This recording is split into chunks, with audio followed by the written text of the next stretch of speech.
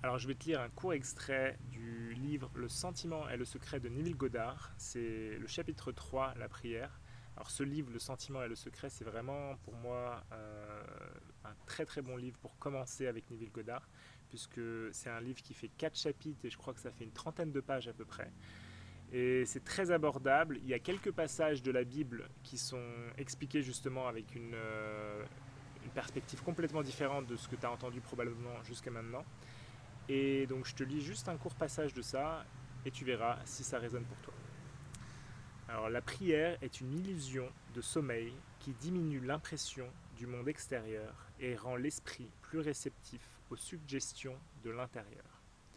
L'esprit en prière est dans un état de relaxation et de réceptivité semblable à celui que l'on ressent juste avant de s'endormir. La prière n'est pas vraiment l'acte de demander quelque chose, mais plutôt la façon de se préparer à recevoir. Tout ce que vous demanderez en priant, croyez que vous l'avez reçu et vous le recevrez. Marc 11, 24. Donc là, Neville Goddard, il remet les choses un petit peu en place par rapport à ce que la Bible, le Nouveau Testament en tout cas,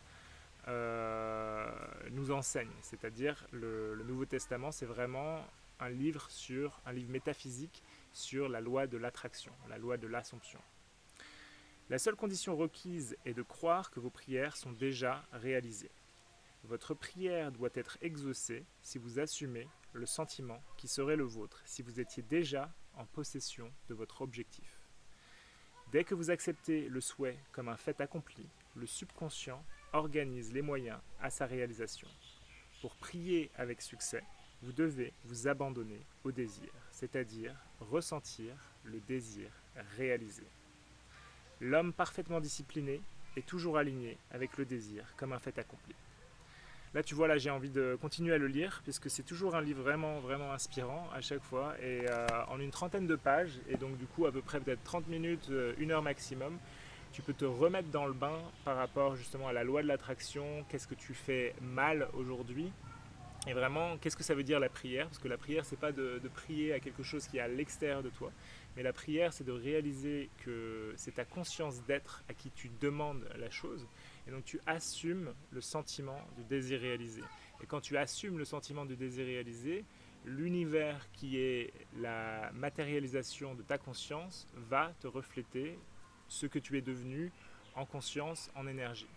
Donc je te conseille de prendre ta copie, donc tu regardes sur ma page, tu vas voir, tu vas trouver, il y a plein de traductions que j'ai faites de Neville Goddard, Florence Kowalczyk et d'autres auteurs super inspirants.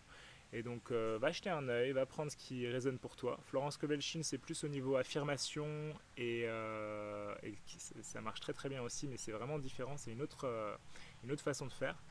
Et Neville Goddard, c'est vraiment l'idée de retourner à la source, de comprendre véritablement qui tu es et du coup de réaliser ton pouvoir créateur à partir de là.